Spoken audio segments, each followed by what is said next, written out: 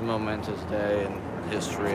Procter goes vertical on my live stream. Yeah, I don't know. My fucking holder. I normally have this holder that I put the camera in. It broke the other day, so I have no way to hold the fucking camera other than this. We'll see how long this lasts. I don't know even know if I can support this. My carpal tunnel and my weak right wrist, but we'll see. We'll forge ahead. I just had to go live before the fucking Thanksgiving holiday, and I just want to get in there for say hello to everybody in the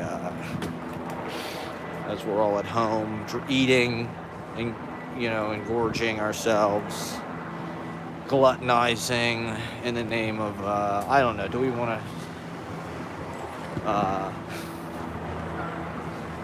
We want to do a land acknowledgement. This is Lenape land that we're walking on. It was a raw deal, $24 in trinkets, and now look at this. I mean, I don't know.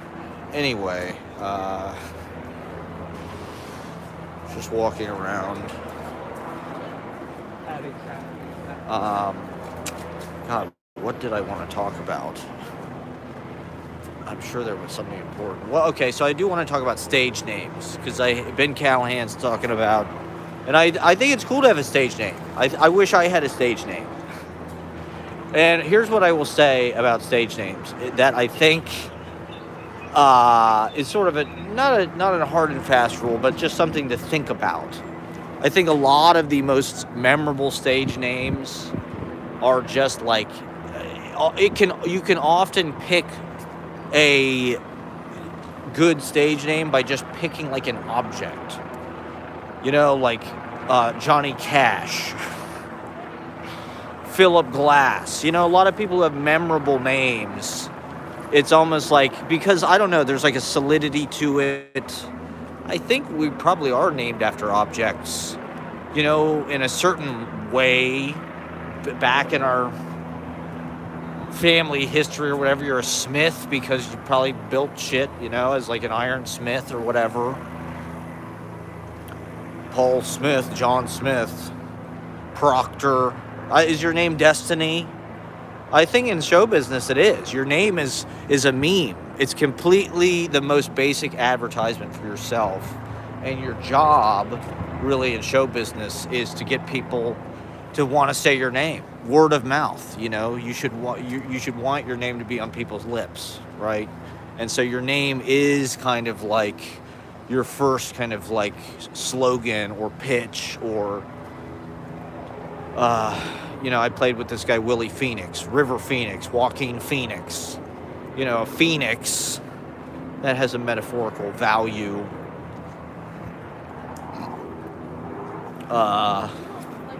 I don't know. That's not a hard and fast rule, obviously. There's plenty of people with stage names. But it's a kind of poem. A name is a kind of poem. I think that we overlook that. It kind of gets, we use names so much that we kind of wear out the magic of them. And so, I don't know. Matt Proctor. A proctor, is a destiny, right? A proctor is one who administers like a test. Is that correct? I think that's what a proctor does. That's kind of who I am, I guess. Why don't I just accept it? Why don't I just accept that I'm going to proctor people's SATs for a living? That's basically what I do. I proctor the open mic. Well, that's what they said when I started doing it. The owner of KGB was like, Proctor, you're the proctor. I was like, yeah, I guess so. Maybe these things are not always, obviously, people's names get mangled and shit, obviously, in immigration and things like that, and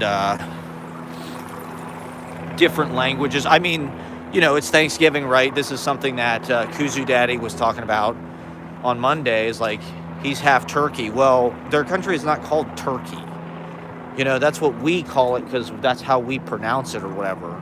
But the way that you actually say it is like Turkia or something like that. I don't exactly know. We flatten it out and make it all white and shit, all turkey. And it's kind of derogatory in a way to some degree toward them. See, I keep switching my hands back and forth because I don't have the fucking holder. I need a selfie stick. I'm just gonna be walking around Manhattan with a selfie stick. Hey guys, I'm vlogging. Look, we're ahead of our time, you know? We're people of the future, walking around with selfie sticks, transmitting our fucking broadcast from everywhere all the time. I think that is, and I can just pretend like I'm talking like my family or something. Hi, Mom and Dad. We're just having a video chat while I traipse my neighborhood, my wannabe neighborhood. Oh, there's Pikachu. Look at that. You gotta find them all. We found Pikachu. It's pretty cool, right? Pokemon Go, remember that? Remember when society went insane for like 3 months? And that was 2016. That was part of the 2016 vortex of craziness. Pokemon Go. It was just like this grand human experiment they allowed Google to perpetrate on our location services by just creating this real-life RPG. I thought it was incredible. They need to gamify reality as much as possible. I have no problem with that. I think that will make it more exciting for people. People love games. They love games more than the real thing, actually. And, you know, life is a fucking RPG. Life is the grandest MMORPG at all. At least that's how I kind of treat it. You know, we're playing with house money. You know, who's to say that we even should be alive, really? You know, we're lucky to even be here in this incredible, I mean, Jesus Christ, I'm one of the luckiest people on earth. Gratitude, okay? That's what Thanksgiving is about. To be able to live this fantasy poet kind of cosplay that I'm cosplaying. I mean, that's all we're left with, you know, the simulation, the role, the reality show, the gamifying. You know, this is how I gamify my shit, by making it cinema, by making it art, by making it poetry. It's a word game. But when I worked at Spagio,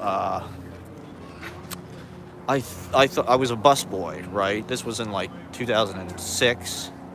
And I thought, you know, I can play Halo for hours and hours and hours, and time goes by like that.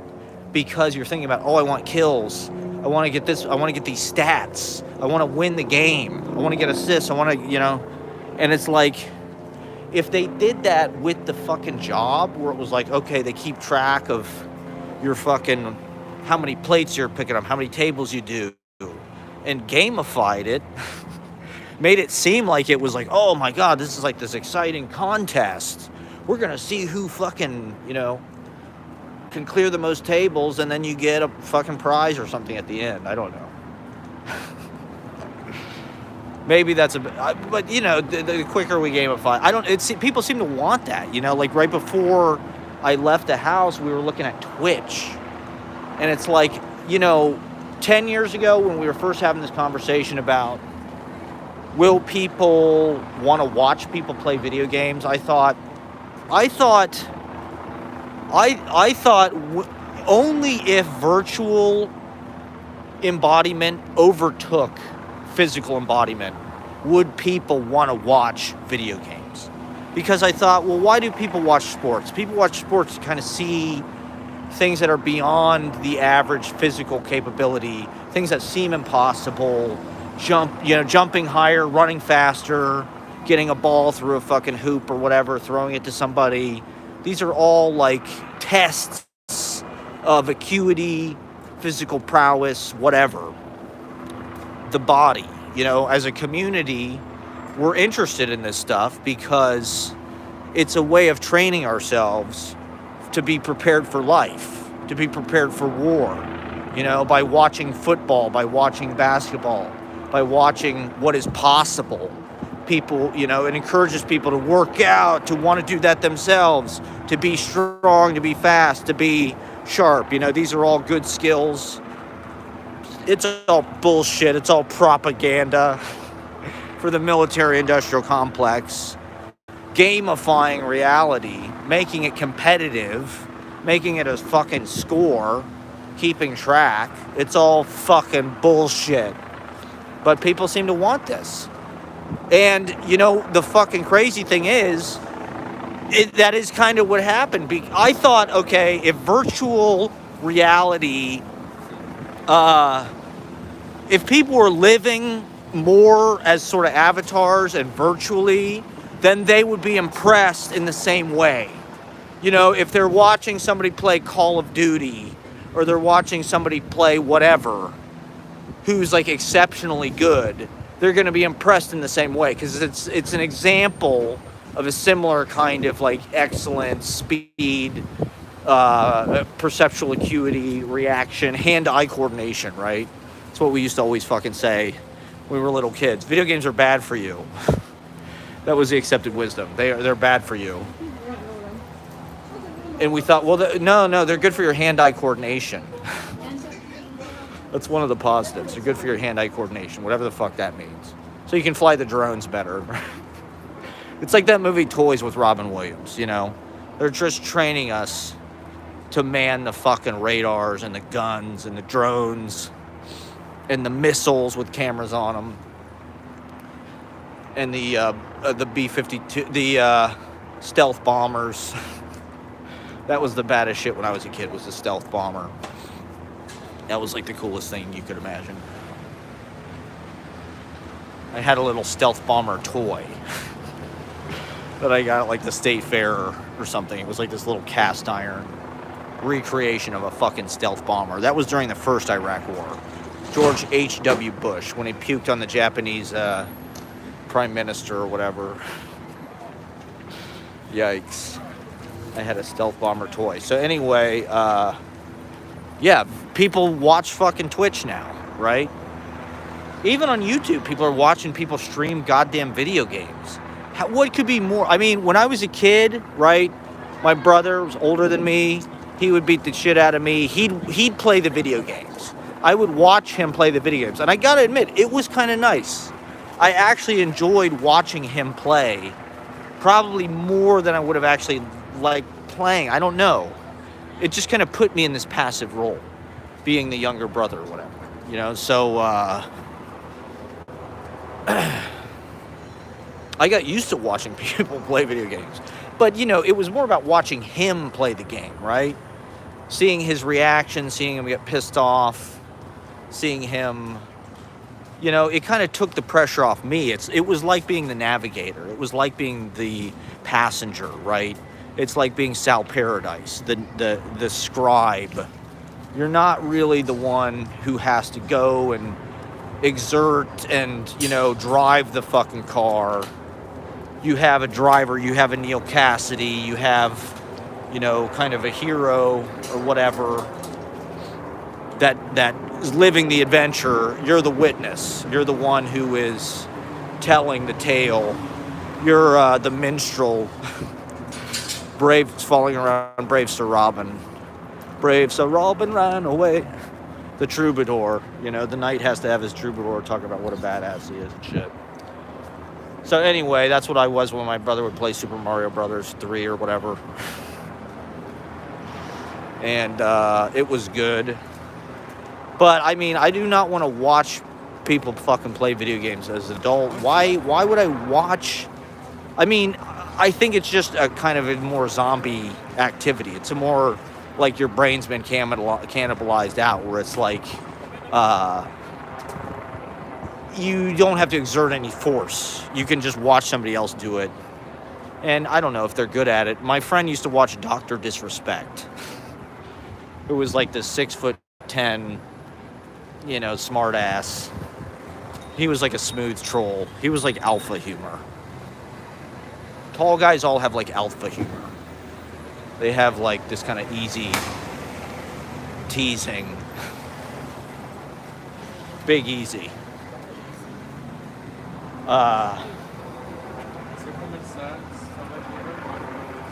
So anyway,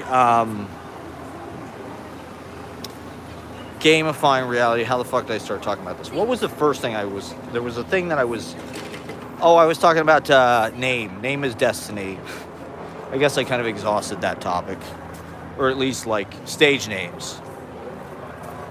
Balloon Doggy. Maybe that would be a good, how about Kuntz? How about, what's the guy's name? Fuck. De Kooning. De Kooning would be a good stage name. You know, for comedy world, you could pick something kind of... What about Gallagher? That's a great stage name, right? Gallagher. It kind of tells you exactly what he's going to be. You know, like, I think if you're really going to go for a stage name, you're kind of, it's a way of crystallizing your identity for people. Like Rodney Dangerfield, right? His real name is like Shelby or something. John Wayne. You know, John Wayne's real name is Marion something. Like, it wouldn't be the same if his name wasn't John Wayne. They wouldn't call the fucking airport Marion Airport. They call it John Wayne Airport, you know? Because that's branding, right? This is everything that this is the lens that we look at it through now. Branding. Name, colors. Your name is like your kind of most primitive kind of brand. And,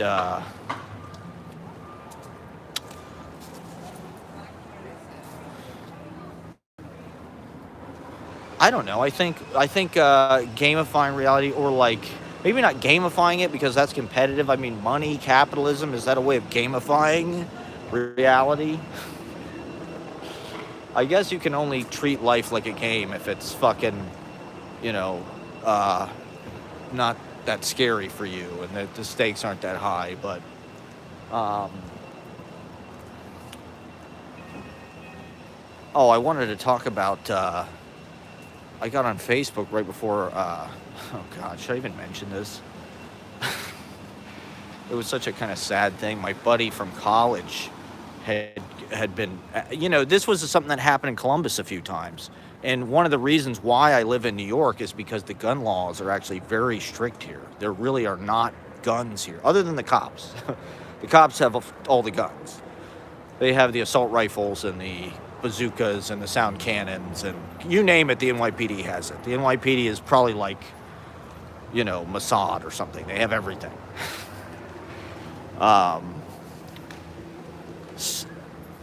Their budget, right, is fucking astronomical. So my buddy was standing on a fucking corner in Denver, Colorado, and he was hit. Some people drove by and like just shot fucking bullets out the fucking window of their car, and he was hit in the leg. Luckily, he said, you know, nothing major. It missed any kind of, you know, major life-threatening, you know, artery and whatnot. So he's on the mend, which is good. I mean, he's a great guy. He's an amazing guy. He's a hilarious guy. One of the funniest guys I've ever met. And so it's just crazy, you know. That's just indicative of this fucking crazy ass. I mean, you know, that happened in Columbus. Somebody was sitting in Dick's Den, a bar that I played in, a few times. My dad plays there every New Year's Eve. A bullet came through the front window and hit a guy in the back. It's like, Jesus Christ.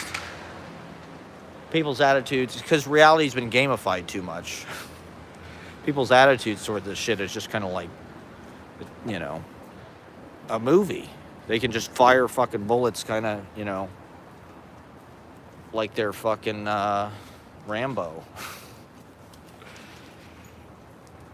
So, yeah, that's fucking crazy. I mean, you know, New York, unlike the rest of America, it's like there are not really that many fucking guns here. You know, people have, I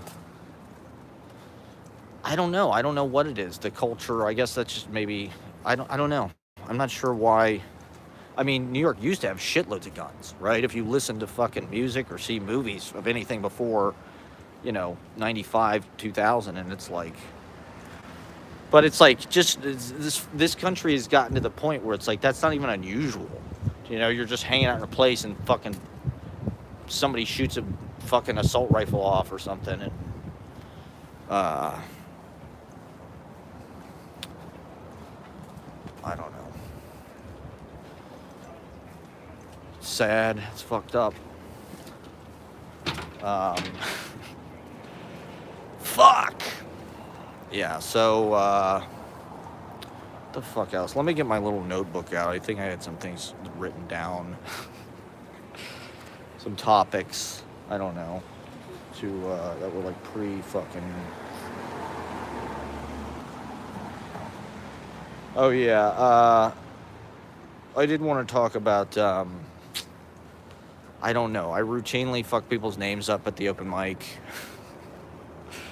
Like on Monday, I think this person was mad because I fucked their name up. I even asked them how to pronounce it. It was an Italian name. The G's are like J's a lot of the time. And it's, well, here's the thing, is it's like, if you've ever seen at the cinema, with Tim Heidecker, right? His character, I think, has dyslexia. That's like the lore, the backstory of it. And, so he just like aggressively, I mean, to be honest, it's harder than it looks, particularly when you're in front of people. You know, it's harder than it looks to get that shit right. And it's basically my job. I mean, as a host or whatever, that's what you do, is you just like say people's fucking names for the most part. So it's the one thing that you should get right, but it also, I don't know. It's one of those things that like people take really serious like now, and it's like a weapon. People use it like a weapon. It's like, oh, you fucking mispronounced my name. It's like, you fucking... I mean, it's everything. It's everything that the pronounced struggle of like, colonizer or whatever. It's like, that's what it is. You're white basically. If you don't know how to pronounce anything not super white sounding, then it makes you look like a fucking piece of shit. And I didn't do it on purpose. I don't do it on purpose. But you get in front of people and, I have to manually enter everybody's fucking name when they sign up on Instagram. I can't like copy and paste it. I have to like go to my notes app and write it in. So sometimes I fuck it up, sometimes I misspell people's names or put it in the wrong order, so that there is like a game of telephone being played. I was reading this book, oh god, should I mention this? It's Ezra Pound. This book, ABCs of Reading. It was pretty interesting. I read it in college because it's only like 90 pages. It's a New Directions. It's one of those New Directions paperback that like, in the fucking 2000s, they were just, it was like $2. Maybe it was cheaper than that. Maybe it was 90 cents, Oh, great. They're doing open mic too. Rex and Texas open mic. Monday, 11/27. Cool. So now there's going to be people going to this fucking open mic on Monday night. I guess that's cool. I would go there if I didn't, Monday, that's just the night everybody's going to do it, I guess. But doing it on Thursday. I'll come out on Thursday. Yeah, my fucking arms are going to get sore. So, yeah, I was reading this fucking Ezra Pound book, ABCs of Reading. What I did not get in college is it's a poet's book. It's written almost like a talk. It's like very colloquial, and it just kind of like, he just kind of jumps through one thing to the next. He was talking about Chaucer. This kind of goes back to the thing I was talking about with names and shit. It's just like Chaucer censored the language, and how you don't really need a translator for Chaucer. He said something about the Middle Ages. That was a time when, like the names of things, they had, that meant something. I don't know. We look at the Middle Ages, but like that's just part of life. It's like you got to live through everything. You got to live through the ups, through the downs, and history, and the narrative that we tell each other. I don't know. That's just a way of kind of like,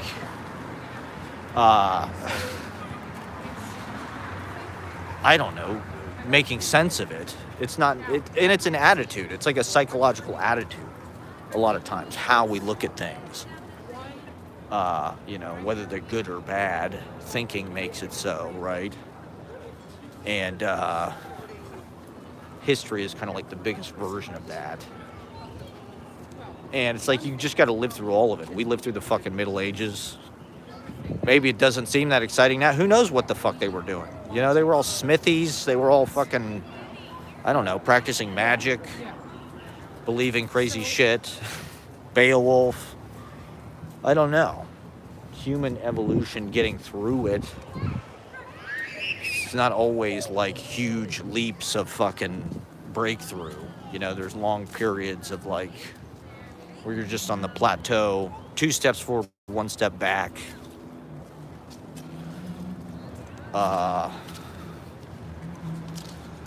That's all accounted for, in the time of our lives. I don't know. I've been getting back into reading again. I saw these TikTok videos about reading. Maybe that's something I should talk about. That was something that Ben Callahan asked me about on the podcast, was like reading, attitude towards reading and books. I mean, to be honest, I was so bitter about the literary world just because of the way I've been treated.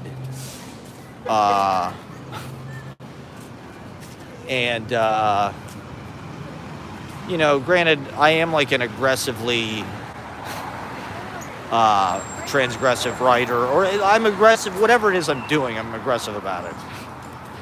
And so, I also am very self-conscious and sensitive and insecure, I guess you might say, about my poetry. First of all, I mean, just taking the fucking name of poet is such an outrageous thing to do where I come from, and part of doing it, I think, is this period of insecurity, or like, is this real for me, or is this is kind of insane that I'm saying this about myself, or what right do I have, or, you're kind of figuring out, am I really a poet? I've been going through it for a long time, and I've kind of deepened and I've been doing it for so long. It's frustrating because I don't feel like I've ever had any kind of like senior or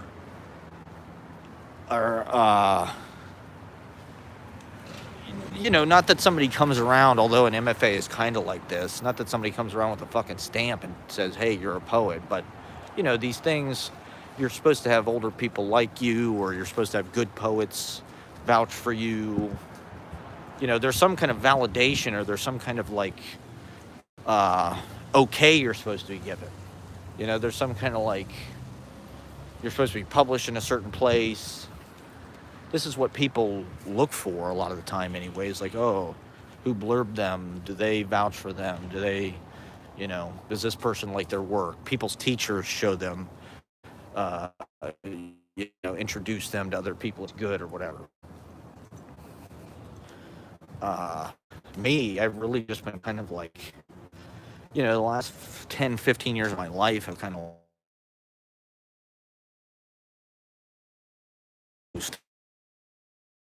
like in the earth, like,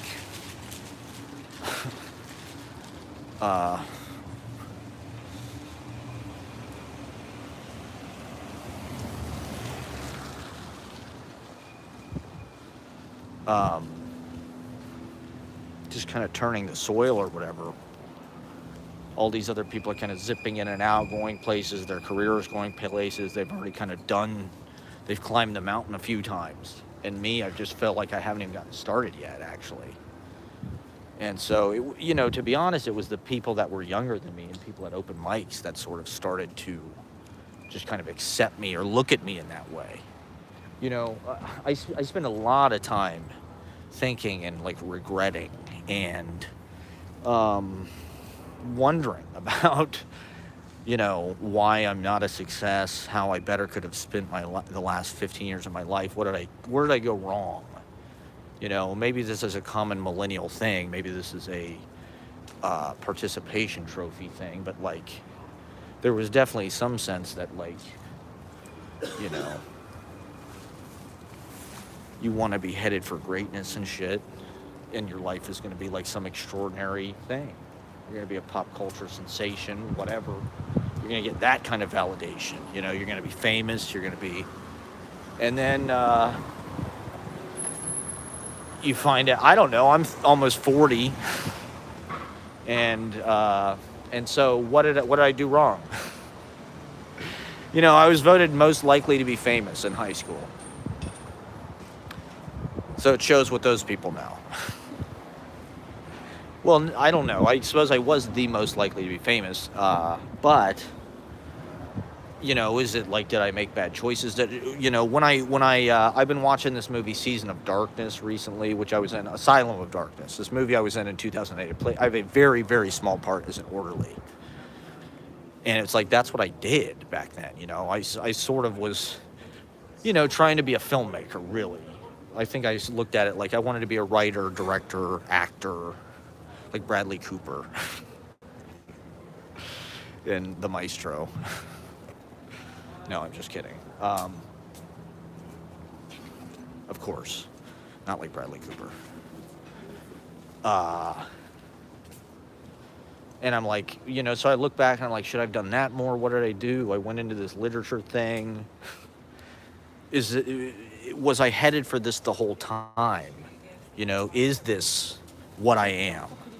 You know, the reason why I'm obsessed with poetry and why poetry is my life, really, is because it is the most specific, nurturing thing. You know, I'm enjoying I enjoy doing comedy and sort of like getting to know those people because they're kind of just easier to get along with in some ways. But it doesn't really do everything, you know, it's kind of limited. Ooh, this street has nice lighting. It's not really, you know, it's one part of, you know, the palette and who I am and shit, but poetry is the thing that kind of feels like,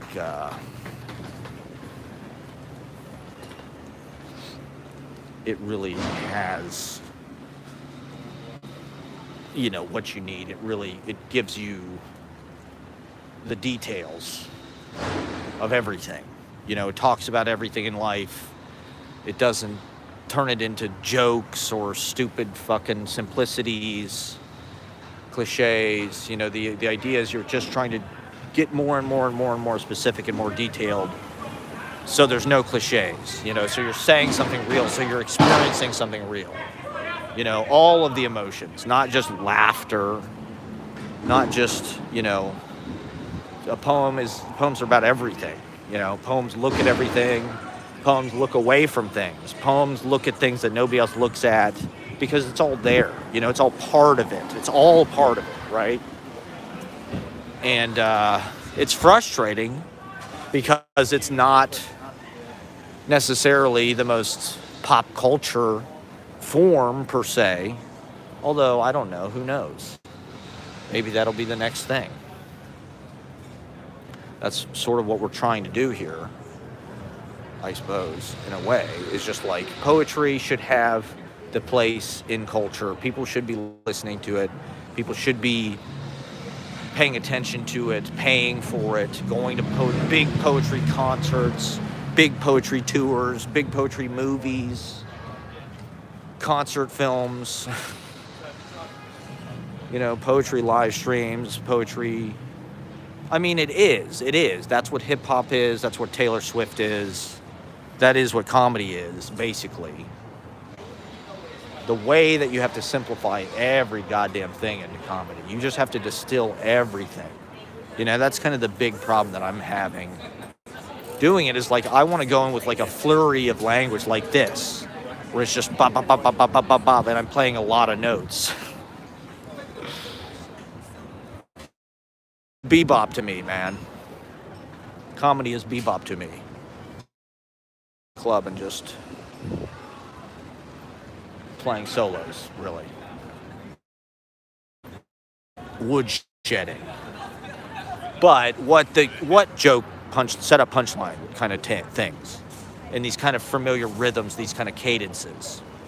That's like the poetry of it, is writing jokes, right? Our culture is so obsessed with jokes, good jokes. Who writes good jokes? Are these good jokes? It's like that's a poetry form. That's like a haiku. 575. A joke is set up punchline. A one-liner. These are all poetry forms.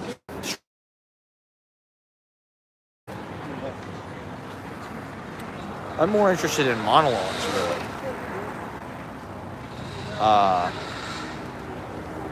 And lecturing, being pedantic, proctoring the test, proctoring the SATs. Oh yeah, there's that building that's always in my live streams.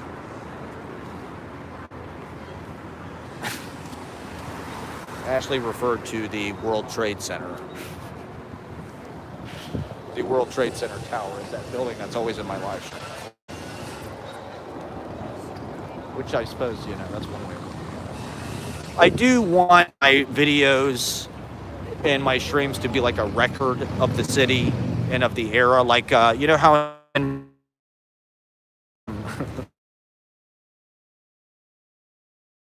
it's George Plimpton or whatever the fucking guy, George Templeton Strong. It's, so he's got this kind of New Yorker's perspective on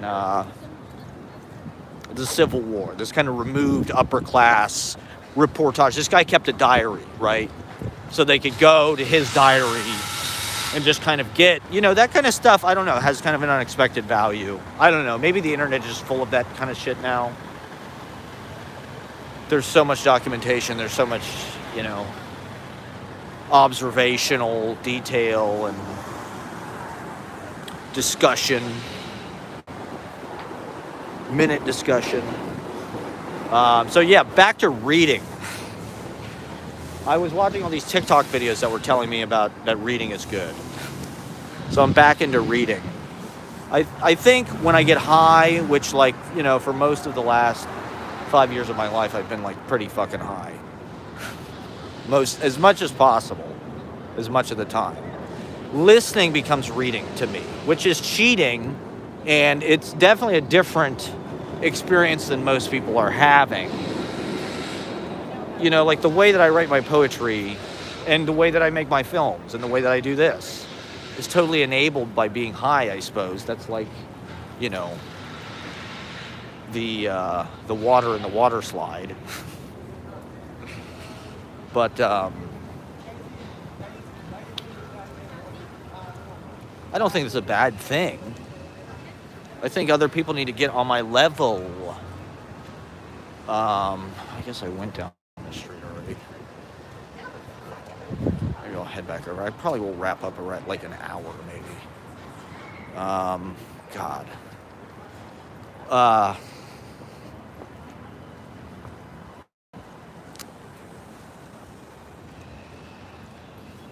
But it's also a way of just capturing things as they happen, catching things almost like on fly paper as they kind of fly at you.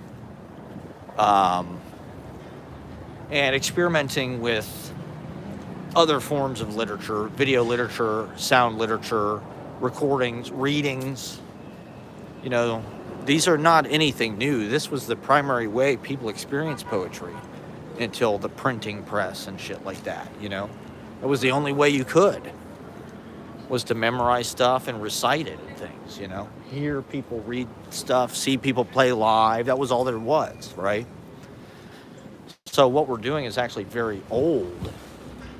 But, I do think I've had kind of a negative experience, and I don't know, kind of an awakening of sorts with the nature of, a lot of people, I don't know, about not necessarily mass media, but with literature, it's not any different, where it's you're kind of accepting these authors from these New York publishing giants as the only legitimate thing. I heard this guy say the other day, Scott Laudati, shout out to Scott Laudati, he's part of the New Jersey poetry renaissance thing. He was saying it's been a couple years since he's read a book by somebody he didn't know.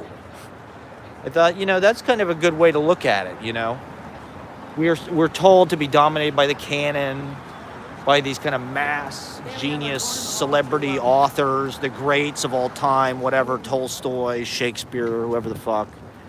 And, but, you know, it's a perfectly valid way through life and through literature to just read your friends and to just go to open mics and have readings with your friends and exchange writing with your, you know, people that you respect who are like a peer group of, you know, like that might even be a more valid way. Going to open mics, being involved in local culture, right? We're so dominated by these corporate giant kind of things.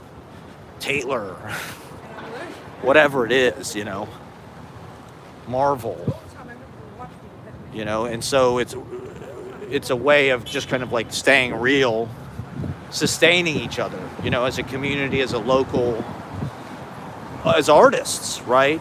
I mean, why not? We all have validity as artists.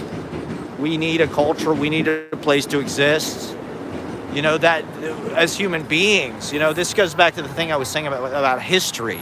You know, a lot of times we're told about the famous people in history. They dominated the age. They're the ones who survive, their names, whatever. But like, you know, what is it? 90 billion people have been alive in the history of the world. Like, they all were alive. Just because their story got mangled, the truth didn't get told right, they are quote unquote forgotten by history. That doesn't mean that they didn't have, it didn't happen, right? It existed. That energy was created. Just because it was twisted or distorted or forgotten, like, it got us onward, it got us further to where we are today, you know, which is as far as we can see. And it's, you know, as bad as things are, you know, we're still here. There's still hope. There's still a chance we can turn it all around.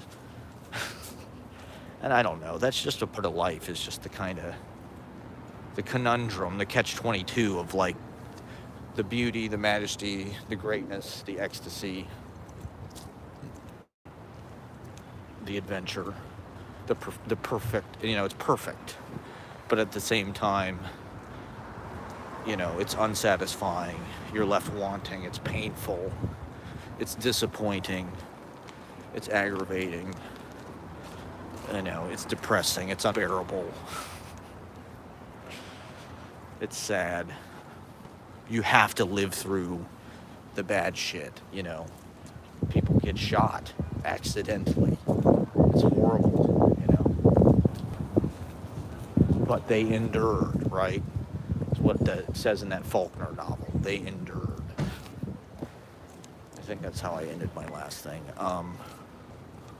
There's the Waverly Inn. This is, speaking of high-powered New York publishing, Vanity Fair magazine. Graydon Carter's Celebrity Power Lunch here at the Waverly Inn. I've always wanted to eat there. I've been inside. I couldn't afford anything. I should have just gone during the pandemic when I had $20,000 in the bank in a $600 two-bedroom apartment. And I was walking by every day. I should have just gone in. I should have just spent whatever it cost and just did it. And just dined with the celebrities and the legacy media gods. That's where I saw Sting. So I'm kind of trapped in that reality loop. Chasing that high again. 38 years old. This is a 30-year-old man who's wasted his life trying to figure out where it went wrong. I just didn't work hard enough. I was too lazy. I didn't have the talent, you know. I couldn't get it together. I never got to training.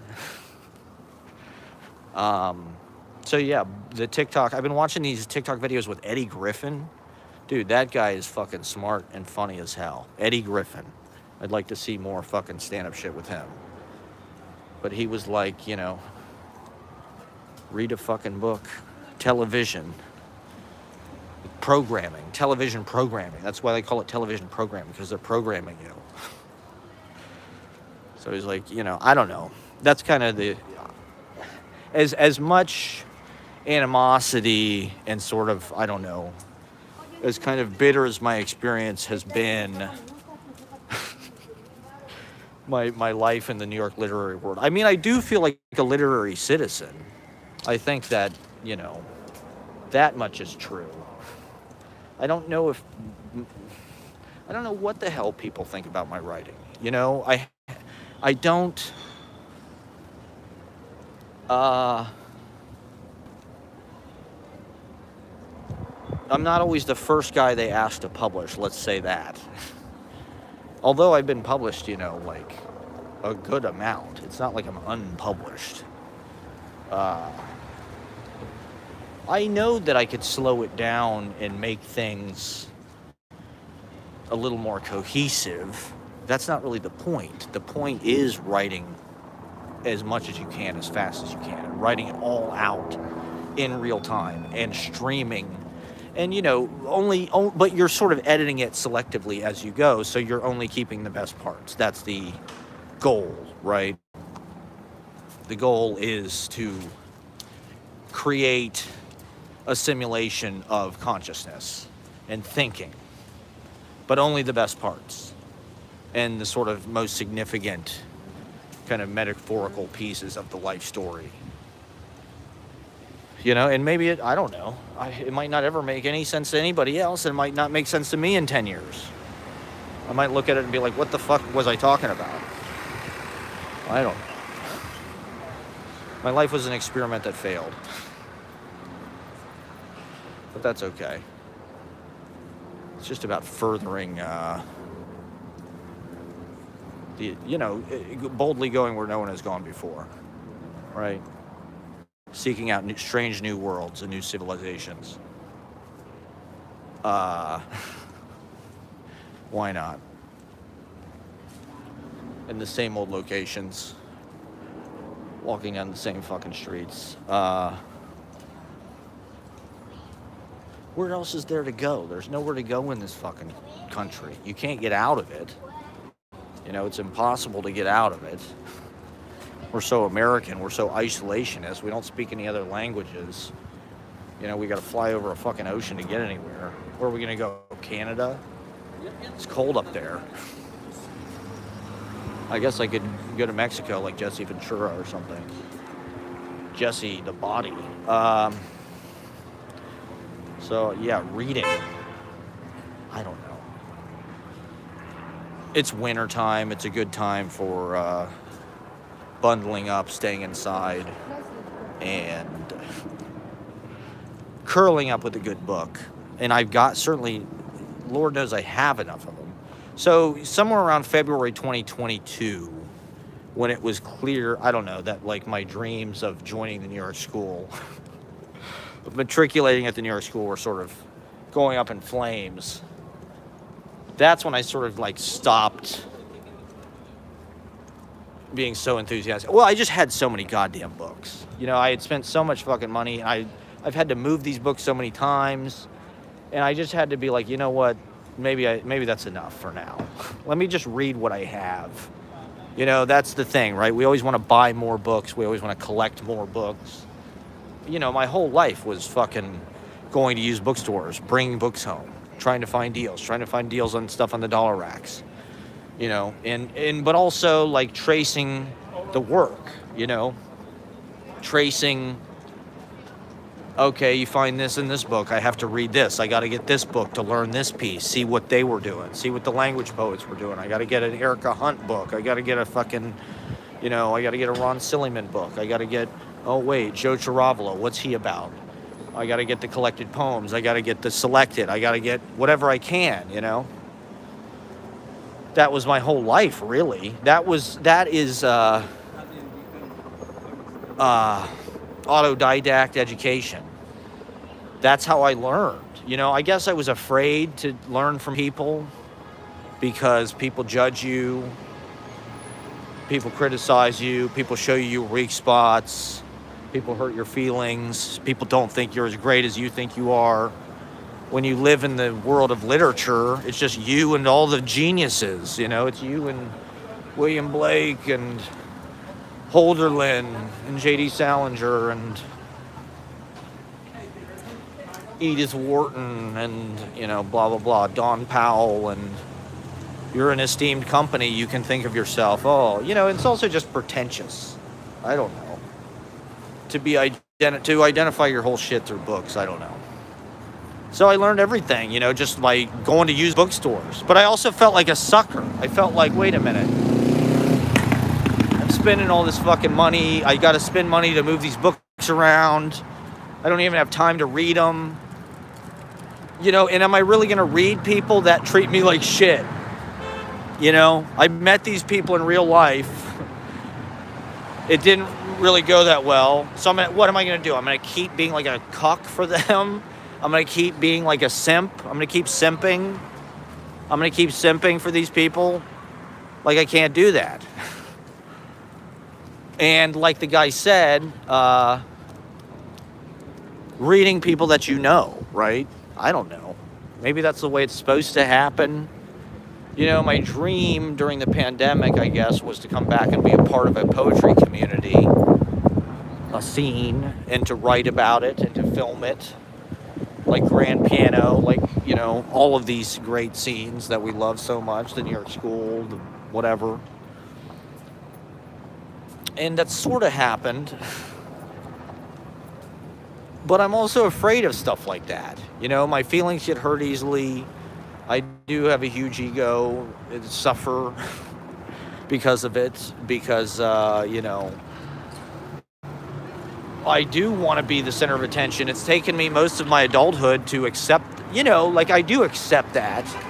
But, as a kid or whatever, I definitely liked being the center of attention. I liked being the leader. I liked being the smartest kid in the class, whatever the fuck, Getting a treat, getting an accolade, getting recognition, standing out, being special. And so growing up and learning, okay, well, get in fucking line. You're not as special as you think you are. Other people aren't as bowled over. And it's not going to be that easy. You do have to work hard. You do have to find something. And maybe you won't. Maybe you never have. And, a lot of my writing technique has been avoiding working at it. I do kind of just want to avoid the tough snags, in the parts where you have to make a hard decision.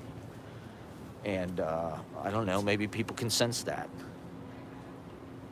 Maybe if you face that stuff and work through it, you get further. I don't know. I think I've developed over time in my own way and gotten a kind of strength just through sheer perseverance and a kind of, I think if you want to be a poet and you pay close attention to language, just that is really what it's about to me.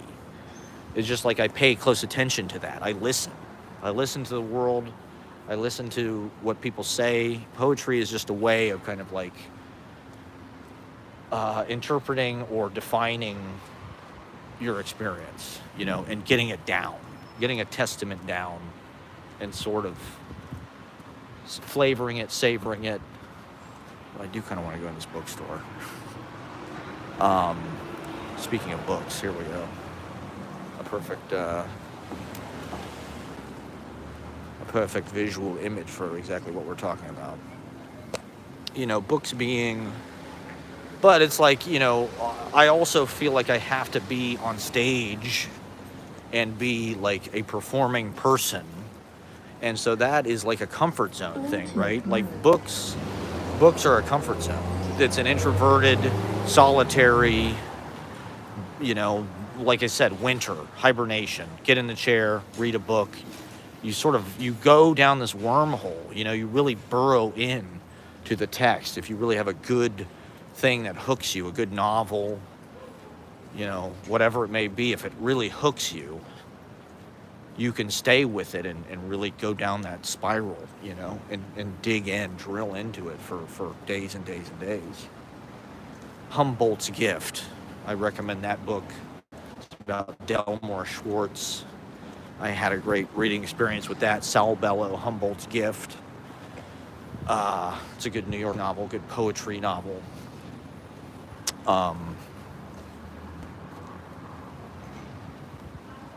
Ezra Pound said Chaucer definitely had more experience of life than Shakespeare. He had a deeper experience of life, you can tell if you read them both. He said Chaucer went out of his way to collect books. He probably had 30 of them that he obtained at great expense and, took care of. Shakespeare, it's likely he had 6 good books, is what he said.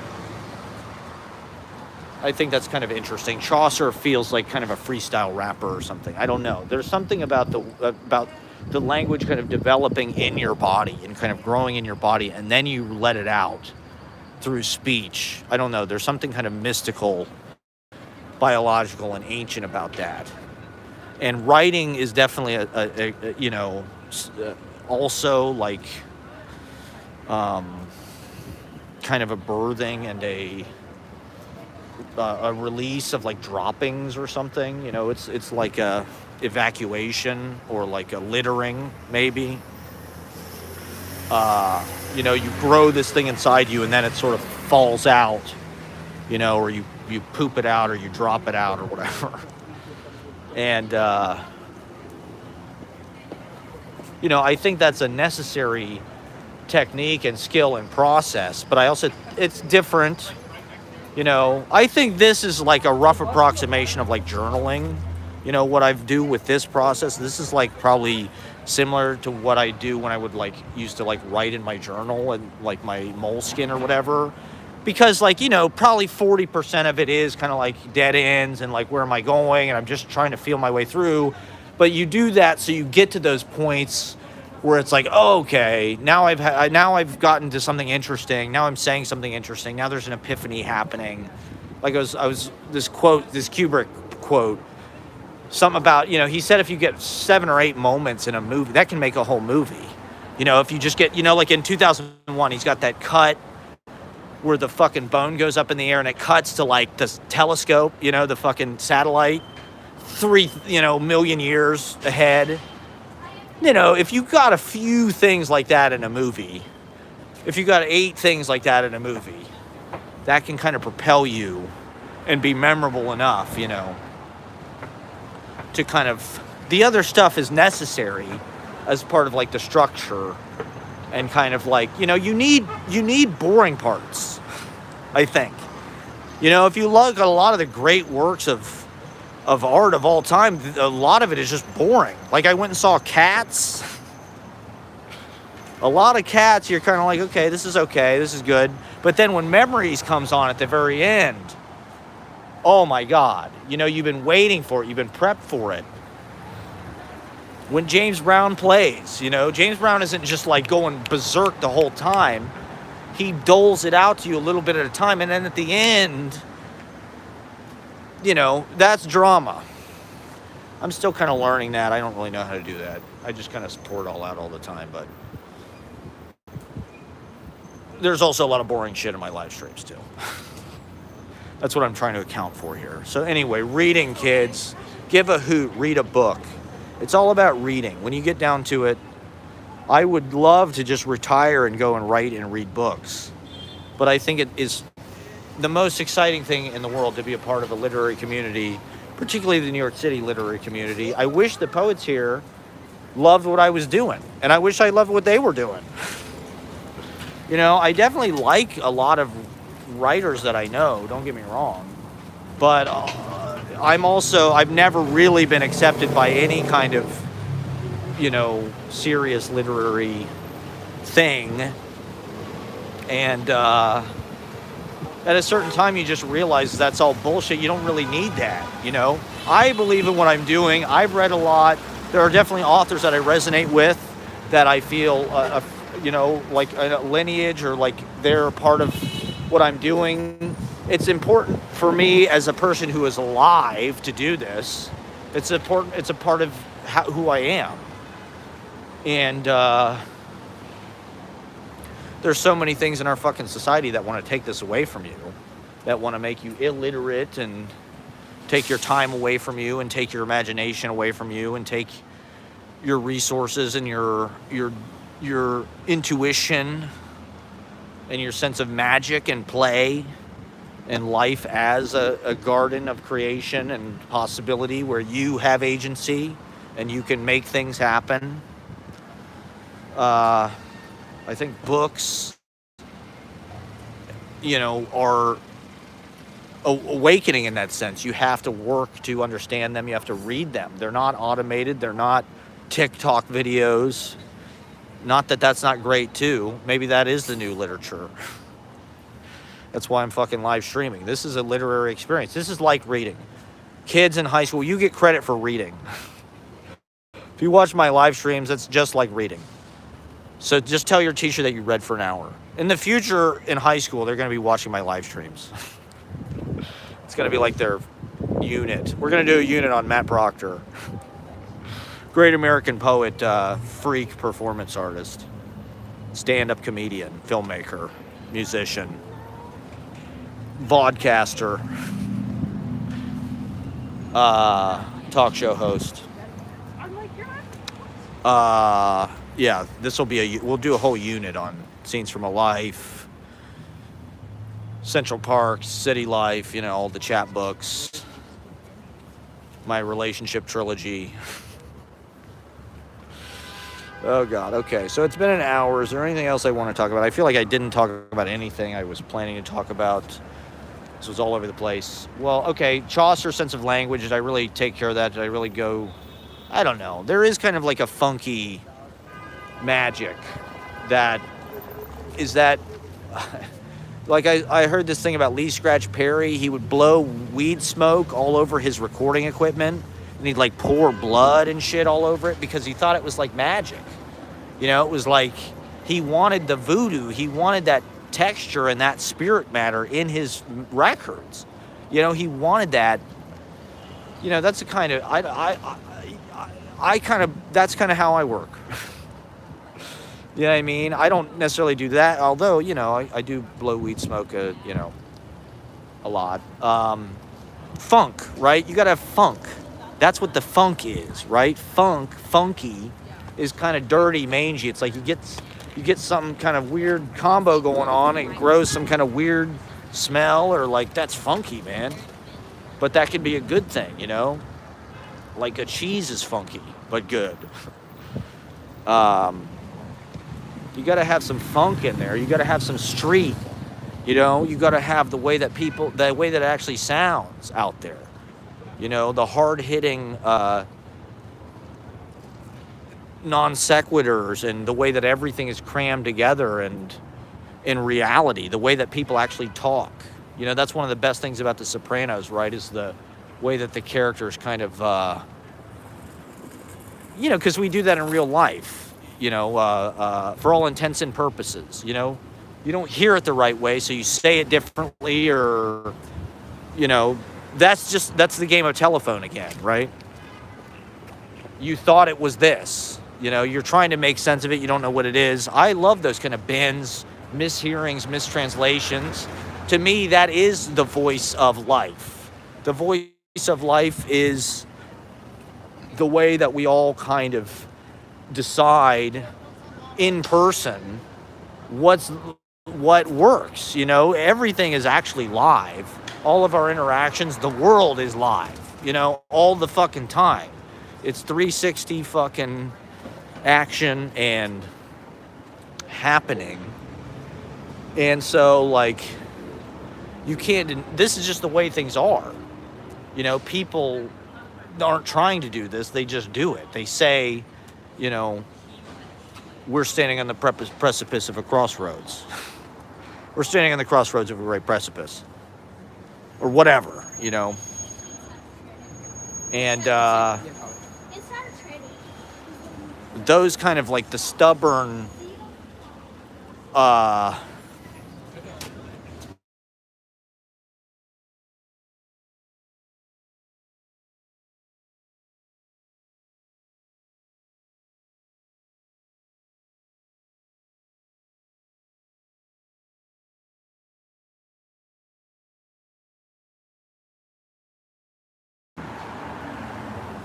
this is our New York or Thanksgiving Macy's Day Parade, literary special. I don't know. You know, like literary life is a kind of escapism, I think, in a way. Trying to hide out in the safety of fucking books libraries, universities. Part of what I'm saying here, part of Chaucer, is the way it's like down and dirty, and it's just out there. It's out there. The street, you intersect with anything. You hear anything. You see life how it actually is. You see people who have to work, their whole fucking lives, and who are made hard by that kind of stuff. Oh fuck, the library's closed. Okay, so I can't even go here. Where the fuck am I gonna go? Okay, I'm gonna go get food, I guess. To some degree, that's the stuff that I'm trying to capture.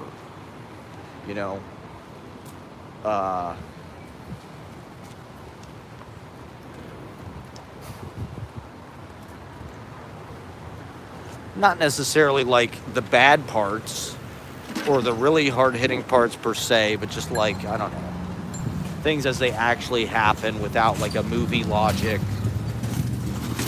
without some kind of, I don't know.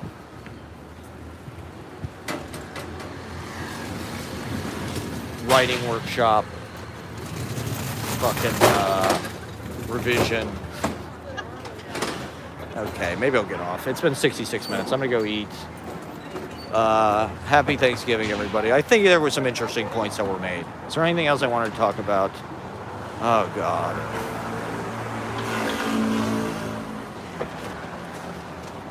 I don't... Well, part of my point being that, like, I don't know, our involvement with each other, with other people, I think is, like, the foremost thing. Literature is like a way of cutting yourself off. At least with like readings or they're social, right? I think life in New York, it's like, it's totally fine, I guess, if you just want to be here and just sort of like eavesdrop or not necessarily be socially involved, but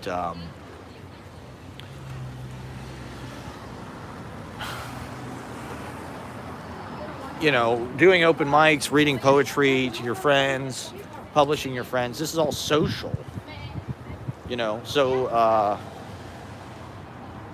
I don't know, it's nice to have those levels. It's nice to have periods where you can interact with people through their writing in kind of a private way, by reading it in a book, alone, in quiet, in your house, in your armchair, whatever.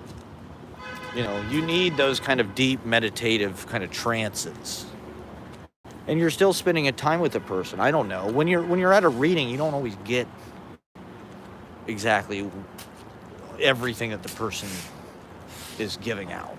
You try to get as much as you can as the words kind of pass by. That's kind of what's beautiful about it, is the ephemerality of it and the way it kind of just flows and goes onward. And listening as the kind of retention, trying to catch things with your ears and pull them in, and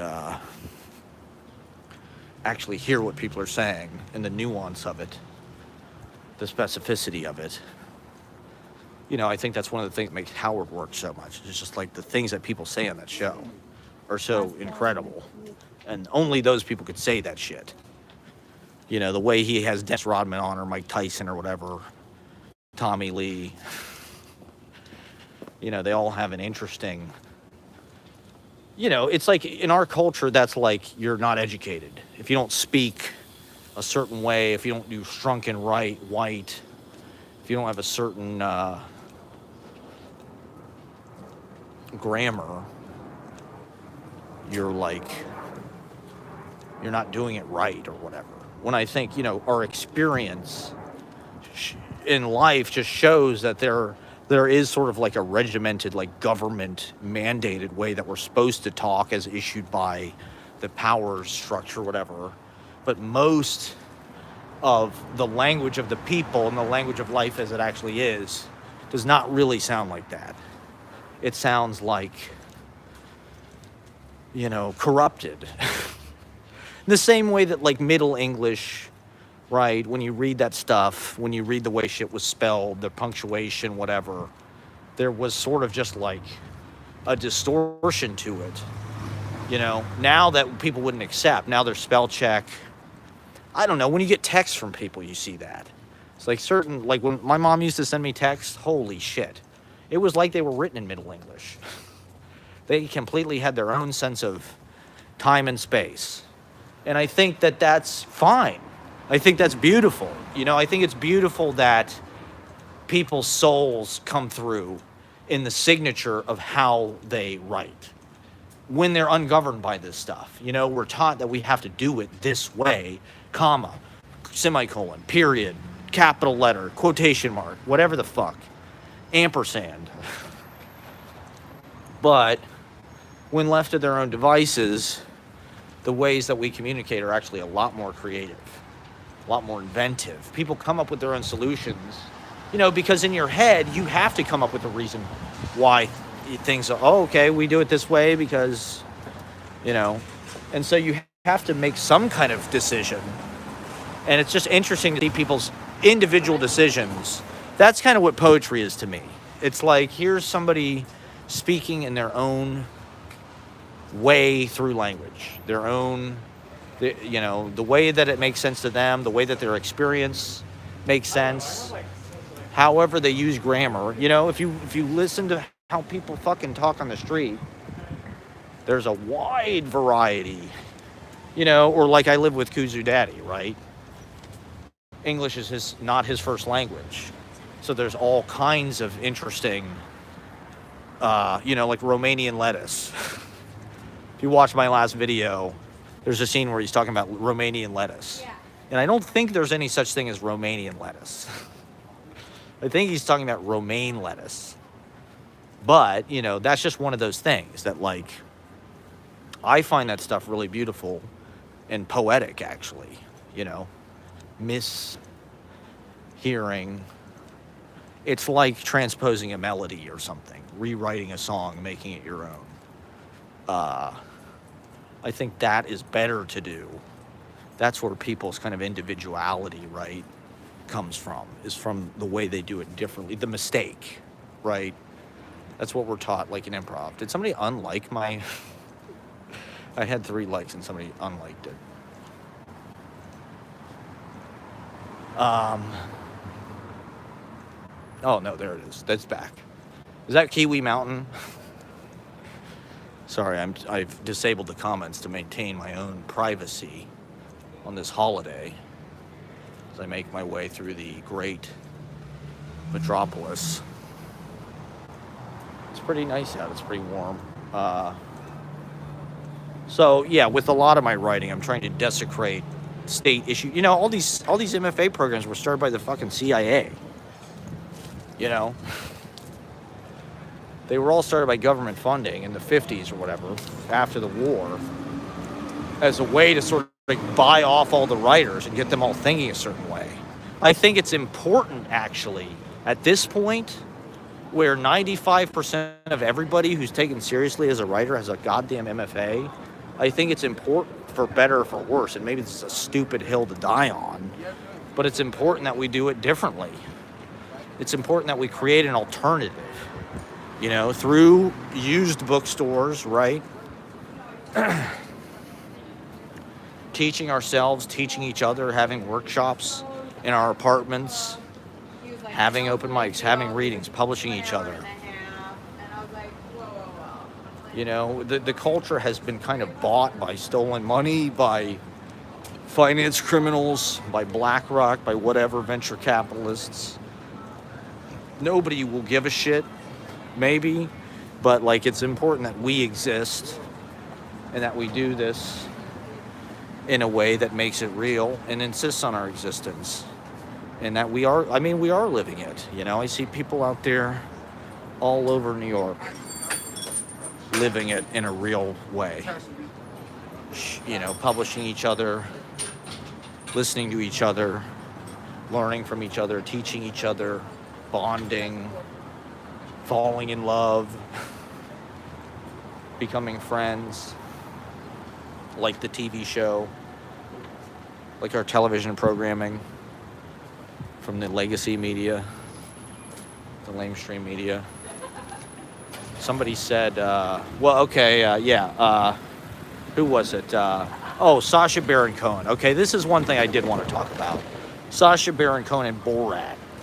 And because he came out and said TikTok is creating the biggest anti-Semitic movement ever or something, which I don't think is actually true. I mean, I think a lot of people are coming out with real fucking facts about, what's going on over there. And, he's always had... Well, I want to talk about Borat specifically, because Borat was sort of like the comedy fucking movie of the 2000s, I would say. That was definitely one of the biggest comedies that came out during that era. It was a huge fucking hit in theaters. Everybody fucking saw it. And everybody was saying that shit for years. Everybody still says, my wife, and this shit. And it's like, that is an insanely fucking racist movie. What is that a caricature of, exactly? I mean, he's from Kazakhstan or whatever. It's basically like sort of an Arab character as far as I can tell. And it's sort of like, that was Bush era. That movie came out sort of in the wake of 9/11. First he was Ali G, right? And Ali G was like, making fun of like Jamaican, white London, whatever, rap guys. Which was also kind of a caricature. But Borat, right, is sort of like, he looks like Saddam Hussein almost. He's got that mustache. And it's just like, I don't know. It's just, I guess it's vague. It's not necessarily specifically about, but I'm sure people from Kazakhstan don't feel great about that movie. I'm sure that Borat has not made their fucking lives easier.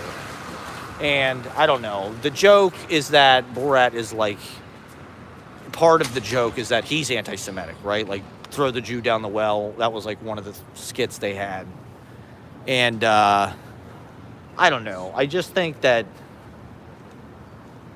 movie was mean-spirited and kind of just like racist, actually. I suppose, if you want to talk about it in that way. I mean, what else? That movie was all stereotypes. It was all like sort of a racist caricature of some kind of Middle Eastern, and I know that apparently, because I watched the fucking Howard Stern with Sacha Baron Cohen, he's very serious about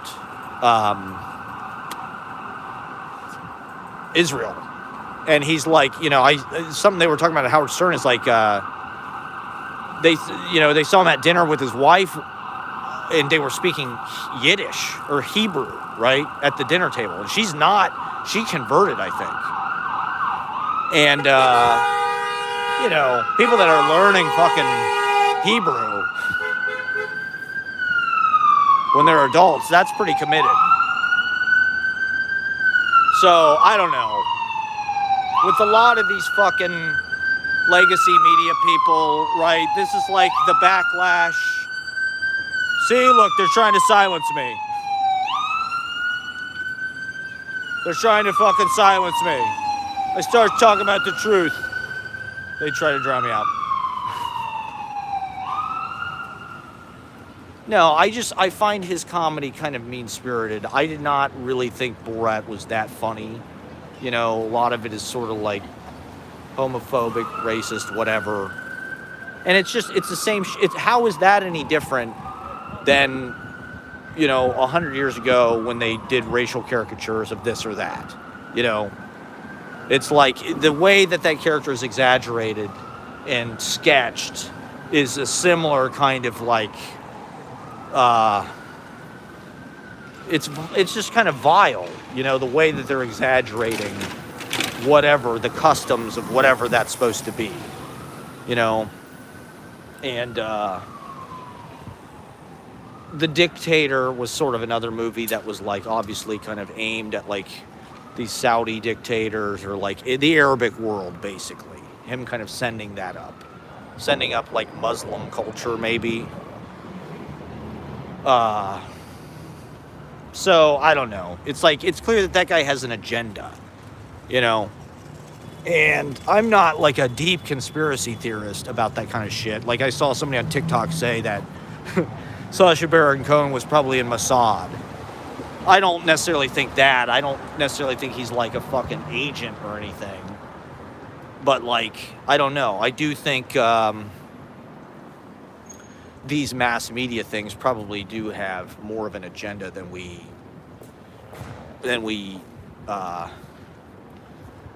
really give credence to a lot of the time. You know, that it's not. I mean, don't get me wrong. Ali G was funny as fuck. I laughed my ass off the first time I saw it. You know, but I don't know.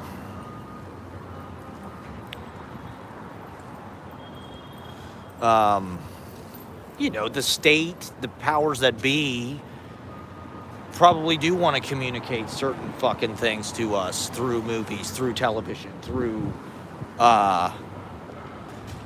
you know, these kind of bland, kind of mass. You know, this is one reason why I think stand-up comedy is so like prevalent, because it kind of dabbles in this shit and encourages people to sort of look at each other in these kind of like blurry, racial, stereotype, mean. Everybody's roasting each other, making fun of each other. It's like there's other ways to be fucking funny than that, you know? This is a big part of what poetry kind of serves for me. Is it is like probably, you know, one of the last places in our culture that isn't completely capitalized and kind of poisoned by additives and chemicals and kind of artificial ingredients. And I mean, it's gotten to the point with Instagram and MFAs and the kind of like professionalization. Anybody who's trying to be super professional about their career and shit, that has gotten very like corrupted, or I guess it's commoditized, just like everything, right? It's just another market, it's just another product, it's just another contest. I'm better than you, I'm living the movie, I'm the main character. I've got main character syndrome, you're a supporting character or whatever.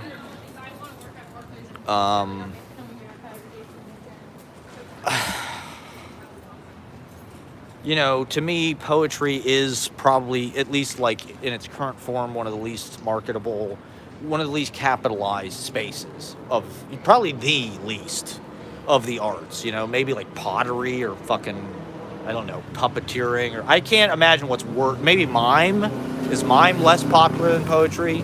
But that's kind of what kept it. I don't know. The idea with poetry is the work is supposed to see through all of that shit. You know, it's a place for honesty. It's a place for the truth. It's a place for how things actually are, rather than them being super intensified and blown up like everything else in our culture, in our Hollywood Terminator 2 blockbuster, Titanic. It's got to be the biggest thing ever, you know? It's got to be a billion, you know? It can't just be a million. It's got to be a billion.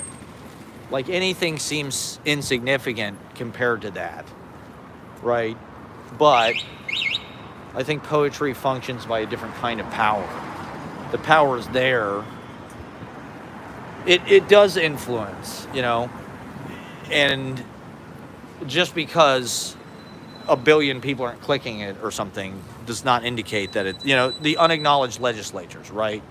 It's almost maybe like a domino effect. The poet says something, and then maybe somebody else picks up on it and amplifies it, and, you know, it grows when through other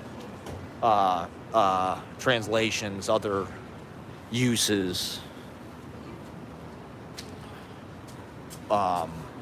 you know. But, you know, poetry is highly useful and highly necessary and exciting and popular and sexy and, you know, celebrity, famous, amazing to the people that give a fuck, and that people that let those with ears to hear, let them hear. You know what I mean? Like, that's kind of where poetry works. And to me, it's like religious, right? It's church. Poetry is like a liturgy. And I suppose comedy does that for most people now. That's sort of the purpose that somebody like Chappelle serves, maybe. He's sort of like this weird kind of grotesque, manic preacher manic, people, this is how our culture has to like deal with everything now. It's like a trauma response. Everybody's jokered out. It's hysterical, right? It's a hysteria. Everything in our culture is like so fucking stressful, so fucking terrifying, and, pushing us to the brink that people are just, cracking up in hysterics because that's all they can do, and that's how we deal with it. We're just like, everything sucks, so we have to laugh at it, That's how we turn a frown upside down and turn it into healing, turn bad energy into good. People do it through music. They do it through comedy. Poetry, I don't know. I guess there's definitely catharsis, but, I think with comedy, it's like you just bend everything into this kind of jerky thing that, like, you're trying to provoke something that people don't want to give you. I don't know. Poetry is like, I don't know. For one thing, just the spaces that people do it are far less competitive and less kind of like, no one's going to roast you at the poetry reading for like doing a bad job or whatever. Being whack. I don't know. Where's the real art? Where are the giant artists? I think we all want to be that. And so, there's very few places in our culture where there's like the dignity to fucking attempt that. Everything is so brief and micro and compressed and disposable. I'm trying to be epic within the tininess. Like my live streams are meant to be just like epically, unbearably long. And my vlogs too. They're meant to just be like so long that you can't even fucking watch them. They're meant to be bigger. You can't see them all. You know what I mean? It's like you're standing up close to a building and like you can't see all of it. It's too big. You kind of just have to like study it a little bit at a time and scour your way through. Do 90 minutes. Okay, is there anything else I need to talk about? Give a hoot, read a book. Everybody's reading, everybody's writing. I don't know. I'd love to be a fucking professor, man. I'd love to have control over people's grades and what they're writing. I wish I could teach a fucking workshop, because it's not that I don't think people are good writers. Like, I think, basically everybody I know is like a good fucking writer. I just don't see that many people stylistically that are doing things that interest me. And that's what's frustrating, is that when I go to these open mics or when I go to these fucking readings, I feel like people probably get what I'm doing. They just don't really feel fully like it's their favorite thing, And I would love it if there were more writers that I felt like I was reading this book today, book of the day, In the American Tree. I think it was edited by Ron Silliman. It's almost like the New American Poetry book. It's about the same size. There's essays at the end, and it's all the language poets basically. It's Barrett Watton, and what's that guy? Bob Perlman, Charles Bernstein, Erica Hunt, Lynn Haginian, Carla Harriman. And I don't. Hannah Weiner is incredible. And, these people all hung out with each other, the language poets. They weren't all doing the same thing, but there definitely was like an interrelated development. And the group discussion, they were all interested kind of in maybe similar effects or aesthetics or means to an end.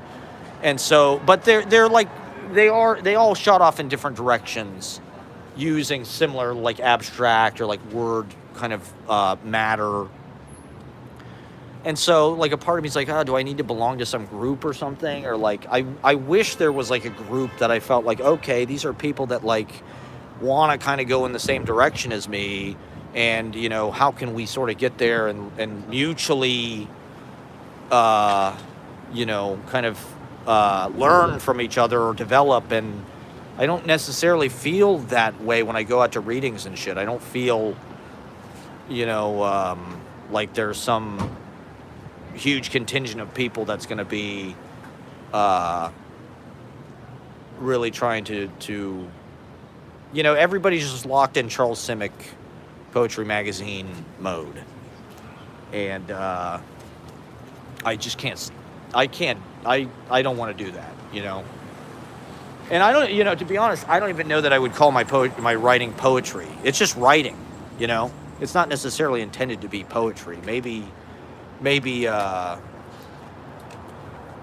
that's what poetry is this kind of like sincere greeting card, Hallmark emotional, but like Hallmark written by,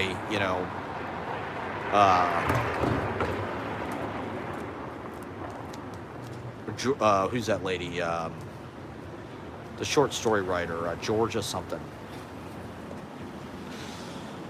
Oh, who's that lady? She's got like a wooden leg or like some kind of Georgia. Is her name Georgia? Fuck. Oh, something. She's from Savannah, Georgia. Maybe that's why I'm calling her Georgia. Fuck, what is that lady's name? I'm going to think of this and then I'm going to get off. Short story writer. Did she write a short story about somebody who had a club leg or something? Oh, I'm always terrified of losing viewers. It's so hard to retain people on this, goddammit.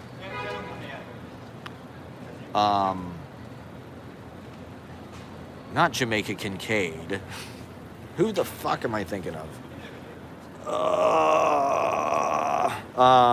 If I start talking about something else, I'll remember it. Yeah, I don't know. To me, it's, I'm trying to capture the now in the most contemporary terms that I can. That's why I throw a lot of pop culture shit in, and that's why I make everything super brief and clipped and shit. I don't know.